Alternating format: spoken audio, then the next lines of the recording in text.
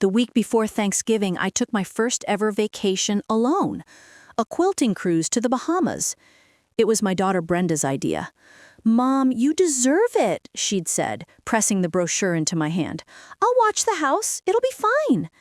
When I returned, Brenda was waiting for me at the airport. Her eyes were red-rimmed, her face pale. My heart dropped before she even said a word. "Mom," she started, her voice a ragged whisper as we stood by the baggage claim. "There was an accident at the house." She couldn't meet my eyes. "Mom, I'm so sorry. I accidentally burned down your house." The drive home was a blur of traffic lights and Brenda's choked sobs. She said she'd been making Frank's favorite fried chicken for herself, a tribute to him, when her phone rang, a call from her boss she just had to take. She stepped onto the back porch for better reception, and by the time she hung up 5 minutes later, the kitchen was an inferno. A simple grease fire, she wailed, that got out of control in seconds. She'd tried the fire extinguisher under the sink, but it was too late. All she could do was run to the neighbors and call 911. My mind couldn't process it. My home, my prize-winning hydrangeas that framed the porch, my quilting room with the half-finished blanket from my granddaughter's graduation folded neatly over the chair. All gone. When we turned onto our street, I saw it, or what was left of it. The roof had collapsed into a blackened, skeletal frame. The windows were empty, gaping holes. Yellow caution tape cordoned off what used to be my front yard. The air smelled of wet ash and bitter chemicals. I stood on the sidewalk and felt a cold that had nothing to do with the crisp November air. Brenda put her arm around me. "We'll get through this, Mom. That's what insurance is for. We'll rebuild, bigger and better." Brenda and her husband Mark were almost too helpful. They set me up in their guest room, which was filled with lavender potpourri and motivational posters. Mark, an accountant, spoke in a firm, confident tone, using terms like total loss claim and accelerated payout. Brenda made endless cups of chamomile tea and insisted on sorting through my salvageable belongings from the cruise ship, mostly tropical print blouses and a seashell necklace. It all felt wrong. I was numb, but beneath the numbness was a prickling unease. They were acting like this was a logistical problem, an inconvenient renovation project, not the destruction of my entire world. The first real crack in Brenda's story came from Mr. Henderson at North Star. He called a week later, his voice full of practiced sympathy. "Carol, I'm so terribly sorry for your loss. I just need to confirm a few details for the claim. I see here that your daughter Brenda authorized a significant increase to your contents coverage about a month ago. A very thoughtful gesture." My hand tightened on the phone. "An increase?" I asked. "I don't remember that." Mr. Henderson cleared his throat. "Yes, she raised the coverage from $75,000 to $150,000. The new policy addendum became active on November 1st. The fire was on the 16th. He paused. "She said it was an early birthday present for you." "My birthday isn't until April." Brenda had never, in her 44 years, given me a birthday present 5 months in advance. "She said she was worried your quilt collection wasn't properly valued," he added, trying to be helpful. I thanked him and hung up, the unease in my stomach churning into something colder and harder. I started to think about the small things, the things that didn't add up. I asked Brenda about my old fireproof safe, the one Frank had bolted to the floor of his office closet. It held our passports, birth certificates, and the one piece of Frank's legacy I cherished most, a box with his father's Purple Heart and his own military service medals. "Oh, Mom, it's gone," she said, shaking her head sadly. "The fire chief said the heat was so intense, it must have fused the whole thing shut. They couldn't even get it out of the rubble. A fireproof safe designed to withstand thousands of degrees, just gone." It didn't feel right. Frank had bought the best one he could find. He used to joke that it could survive a direct hit. I didn't argue. I just filed it away in my mind next to the insurance policy. A few days later, the fire marshal allowed me a supervised visit to the site. Dressed in borrowed work boots and a hard hat, I stepped over the soggy, blackened threshold of my life. Brenda hovered beside me, pointing out the devastation. "See, Mom, that's where the kitchen was, and there's the living room." Her voice faded into a hum. I walked to where the office used to be. The closet was a pit of charred 2x4s and debris. There was no sign of the safe. But something else caught my eye. Outside, near the side of the house, were my rose bushes. Frank had planted them for our 10th anniversary. I had specifically asked Brenda to cover them with burlap before the first hard frost, which was due the night I got back. The burlap was there, but it was ripped and trampled. And underneath, the thorny canes weren't just singed from the heat, they were broken, snapped at odd angles, as if someone had carelessly stumbled through them in the dark, maybe carrying something heavy. It was a small detail, but it was my detail. I knew those rose bushes better than I knew the back of my own hand. The fire marshal, a kind but no-nonsense man named Captain Davis, took me aside while Brenda was distracted by a phone call. He had graying hair and eyes that had seen too much. "Ma'am," he said, keeping his voice low, "the point of origin was definitely the stovetop. We found remains of a deep-sided pot consistent with a grease fire." I nodded, ready for him to confirm Brenda's story. But he continued. "The thing is, the burn pattern shows an unusually rapid spread. Grease fires are fast, but this was explosive." He looked at me searchingly. "We've found trace amounts of a chemical accelerant in the linoleum sample from the kitchen floor.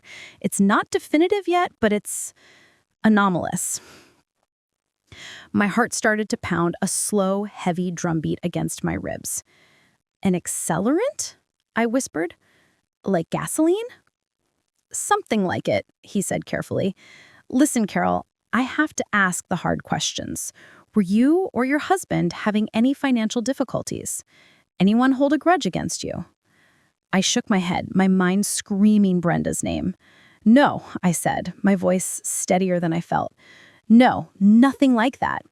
I wouldn't betray my own daughter based on a suspicion. Not yet." That night, back in the lavender-scented guest room, I couldn't sleep.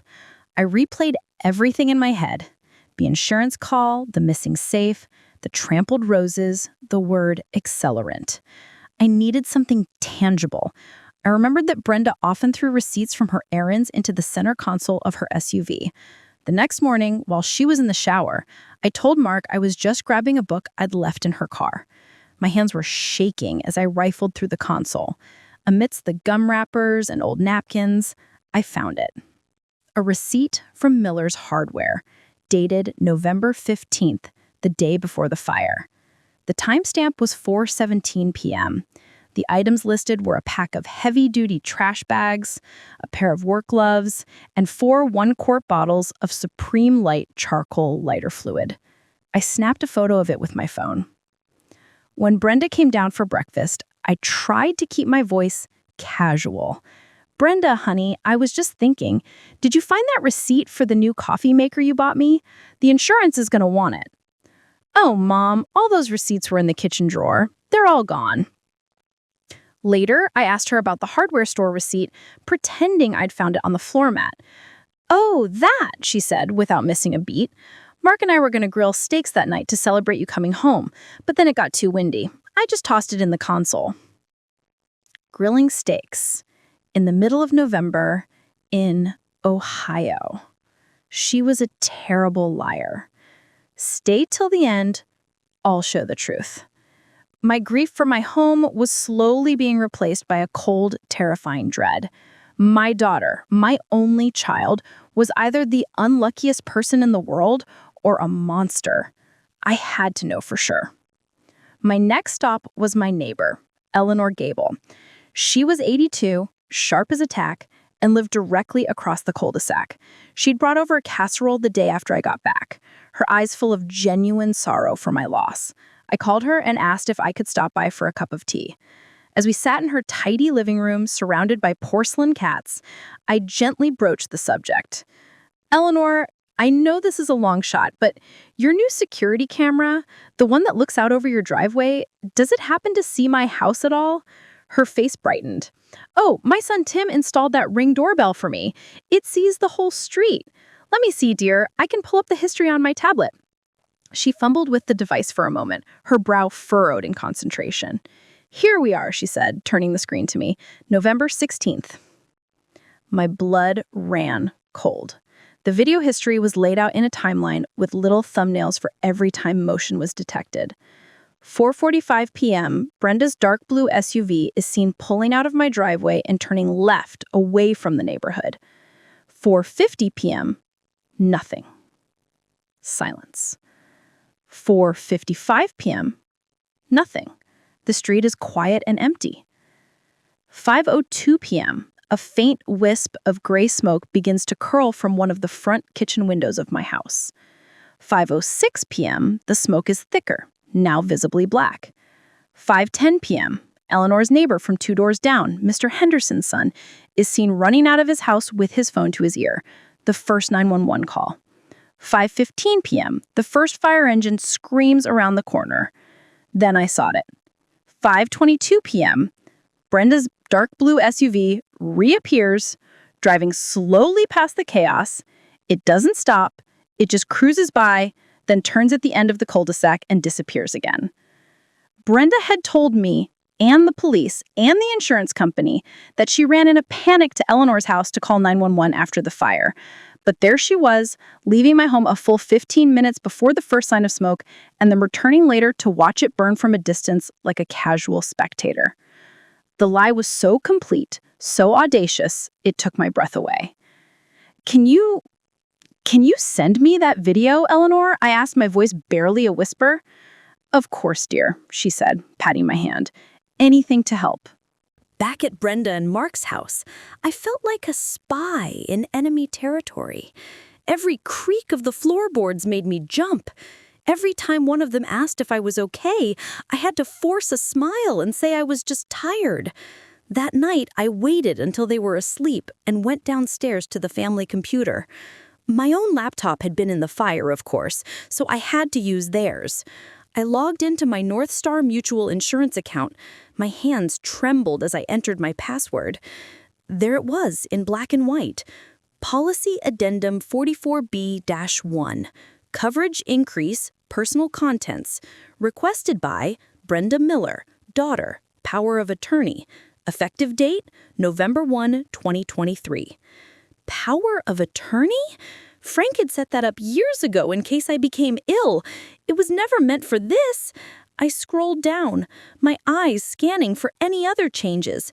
And then I saw a note in the internal claims log, something I probably wasn't supposed to see. Preliminary claim for AIL, additional living expenses, filed by B. Miller. Timestamp 11/16/2023, 9:14 a.m. She had filed a claim for temporary housing reimbursement nearly 8 hours before she set my house on fire? Keep watching. There will be justice. I felt dizzy, like the world was tilting on its axis. It wasn't just a lie, it was a plan. A cold, calculated, meticulously executed plan. But why? Why would my own daughter do this? Frank and I had given her everything. We paid for her college, helped with the down payment on this very house, bailed Mark out of a bad business deal 5 years ago. They had good jobs. What could possibly motivate this level of betrayal? The answer, I suspected, was also on that computer. Mark had a habit of staying logged into his bank accounts. He was sloppy that way, overconfident. I opened the browser.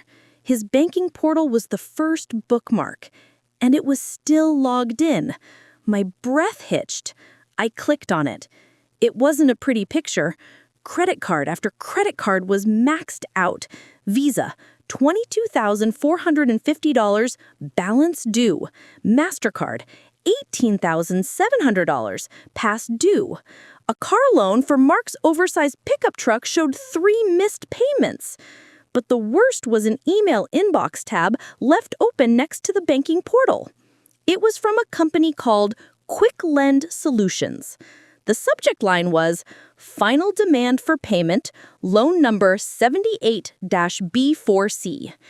I clicked it. The email was brutal. They owed $35,000 to a high-interest lender, a payday loan of last resort, and the final payment was due December 1st. The email ended with a threat. Failure to remit payment in full will result in immediate legal action, including a lien on your property and wage garnishment. $35,000, plus the credit cards, the car.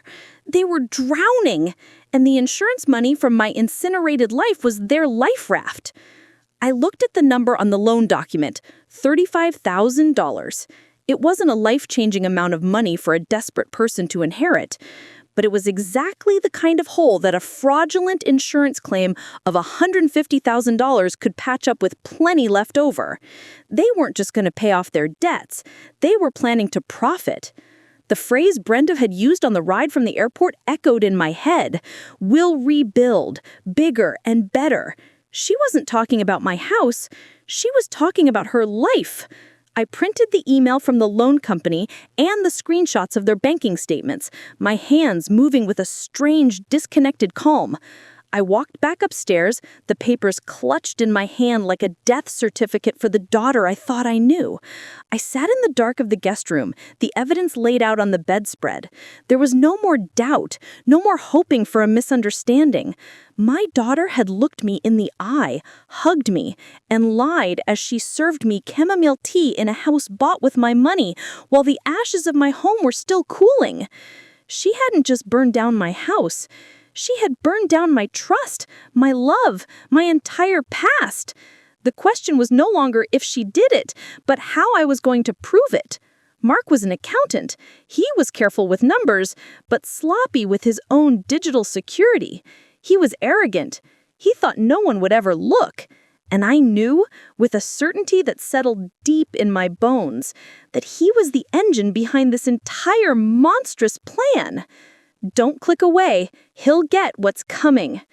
For the next 48 hours, I played the part of the grieving mother.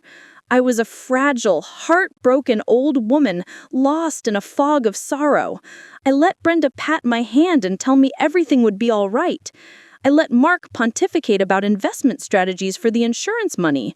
I listened, I nodded, and with every word they spoke, I felt the ice in my veins solidifying. This wasn't just about my house anymore. This was about Frank's memory. It was about the 42 years of love and hard work they had tried to turn into a cash payout for a new truck and some credit card bills. While they were at work, I put my own plan into motion. I was methodical. I bought a small, inexpensive voice recorder from Best Buy and kept it in my purse.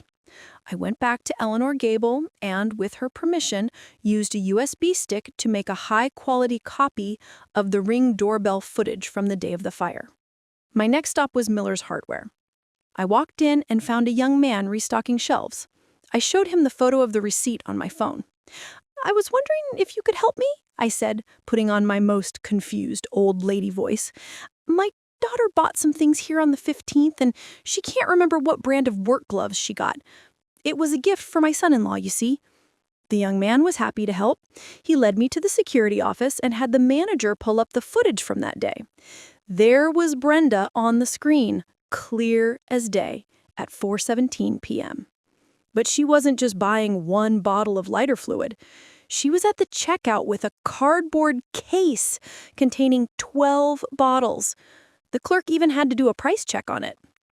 I asked for a copy of the video for my own records, claiming I was trying to track my daughter's spending.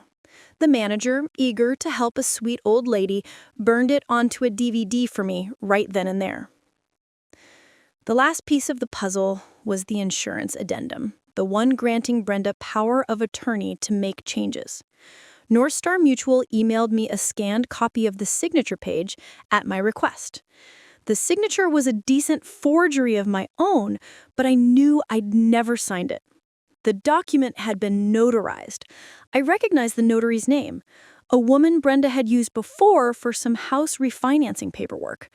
I found her mobile notary service online and called her. "Hello, my name is Carol Peterson," I began, my voice steady. "I believe you notarized a document for me on or around October 28th. It was an insurance form. I seem to have misplaced my copy and just wanted to confirm the time and location for my records." There was a shuffling of papers on the other end. "Let me see, Mrs. Peterson. Yes, here you are. October 28th, 2:30 p.m. For a North Star Mutual addendum. I met your daughter at the Starbucks on Route 42. My breath caught. Starbucks. I was at my quilting circle every Friday from noon until 4 o'clock. There were 12 women who could testify to that. On October 28th, I was laughing over coffee and demonstrating a new stitching technique 2 towns away, not signing insurance papers at a Starbucks. Brenda had forged my name, and the notary, likely in a hurry, had simply stamped it, trusting that the daughter presenting the document had the authority to do so. It was the nail in her coffin. The final step was the hardest. I knew that Ohio was a one-party consent state, meaning I could legally record a conversation I was a part of. That night, I sat Brenda and Mark down in their living room. My recorder was on, nestled in the front pocket of my cardigan. I started by crying, real tears of grief, for the woman my daughter used to be. "I just can't stop thinking about everything I've lost," I sobbed. "Brenda, honey, my wedding ring from your father. I left it on my bedside table to get cleaned. Did you happen to see it when you were there?" Brenda's eyes flickered toward Mark. She rushed over to hug me. "Oh, Mom, no," she cooed. "I'm so sorry. I didn't see it. The smoke was so thick in the bedroom. Everything in there was just gone." It was a lie. My wedding ring had never left my finger during the entire cruise. I had the pictures to prove it. I turned to Mark. "And Mark, the fireproof safe with Frank's medals? The fire marshal said the heat wasn't as intense in the office. Is there any chance it could be recovered?" Mark put on his serious man-in-charge face. "Carol, I was there. I saw the closet. It was a furnace. Nothing could have survived in there. Brenda and I looked for it specifically. That safe is a melted hunk of metal. You have to let it go." He was so convincing, so compassionate. It was sickening. They had just sealed their fates, and they didn't even know it. The very next morning, I took the little recorder from my pocket and walked out of their house for the last time. My first and only call was Captain Davis, the fire marshal. We met at a quiet coffee shop far from my daughter's neighborhood. I didn't cry. I didn't raise my voice. I simply opened my tote bag and laid out my case on the small table between us. One by one, I presented the exhibits. Exhibit A, the printed insurance policy showing the 100% increase in coverage effective 2 weeks before the fire. Exhibit B, the printout from the North Star claims log showing the claim for living expenses filed 8 hours before the fire. Exhibit C, the DVD from the hardware store showing Brenda buying a case of 12 bottles of lighter fluid. Exhibit D, the USB stick with the neighbor's security footage showing Brenda leaving 15 minutes before the fire and circling the block afterwards. Exhibit E, the printouts of their massive debts and the threatening letter from the payday loan company, establishing a clear motive. Exhibit F, the name and contact information for the notary, along with a list of 12 witnesses who could confirm my alibi for when the fraudulent document was signed. And finally, I placed the small digital voice recorder on the table. "This is a recording from last night," I said quietly. On it, my daughter lies about seeing my wedding ring, which was on my finger in the Bahamas. And my son-in-law lies about seeing my fireproof safe, which I now suspect he and Brenda stole out of the house before they burned it down. Captain Davis stared at the pile of evidence, then at me. His professional mask slipped for a moment, and I saw a look of profound respect in his eyes. He didn't touch anything. He just nodded slowly. "Carol," he said, his voice low and serious.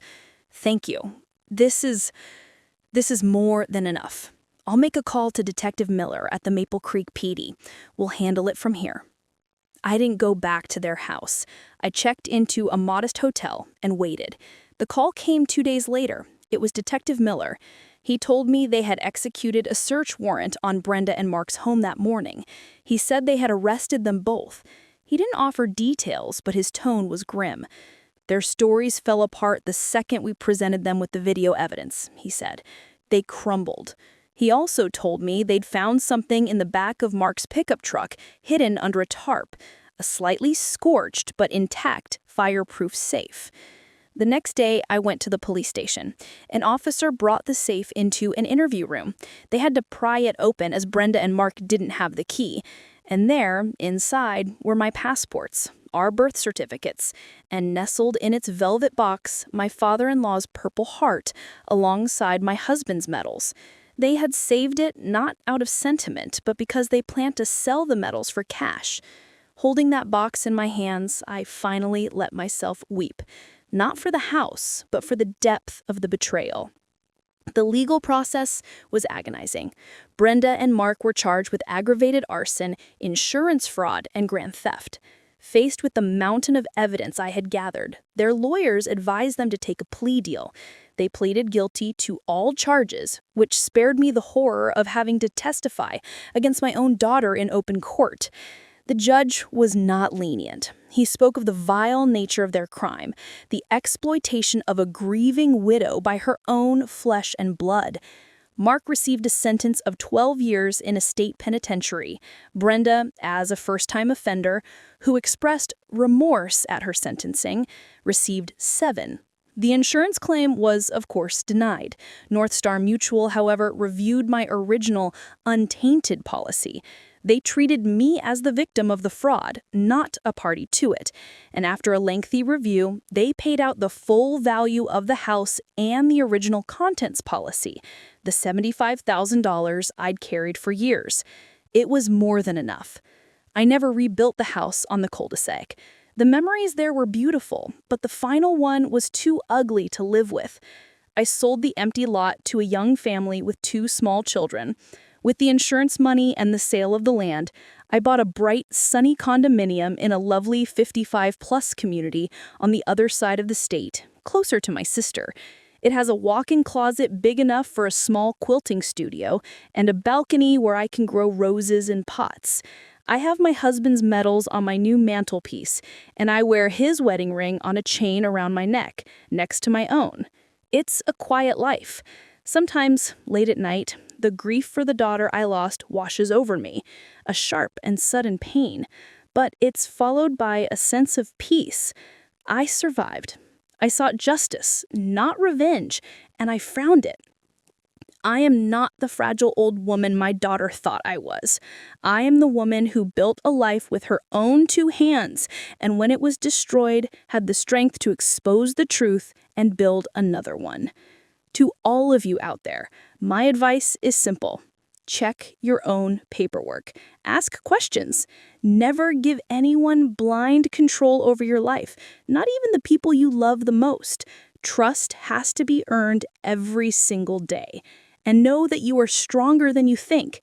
You can weather any fire and come out the other side, ready to plant a new garden. My grandmother told me this story. Thanks for watching this video. Bye bye!